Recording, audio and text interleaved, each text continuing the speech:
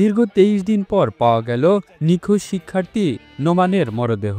শ্রীনগর উপজেলার বীরতারা ইউনিয়নে ছয়গাঁও গ্রামের একটি ডোবা থেকে তার মরদেহ উদ্ধার করা হয়। অভিযোগ রয়েছে হত্যাকাণ্ডের সাথে জড়িতের অভিযোগে অভিযুক্তের পাটাতন বসতঘরের নিচে ডোবা থেকে উদ্ধার করা হয়েছে মরদেহটি।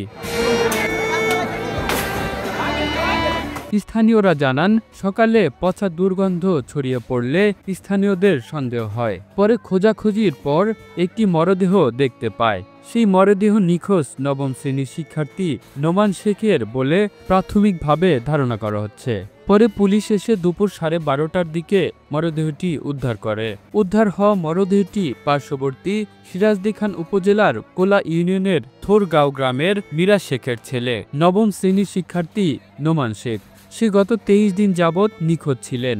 এর আগে বুধবার সকালে নিখোঁজ স্কুল ছাত্র নোমানের সন্ধান ও অভিযুক্তদের বিচারের দাবিতে একটি মানববন্ধন শেষে নিহত সহপাঠী ও স্কুল ছাত্ররা সিরাজদি খান থানায় ও অতিরিক্ত পুলিশ সুপারের কার্যালয়ে হামলা ও ভাঙচুর করে।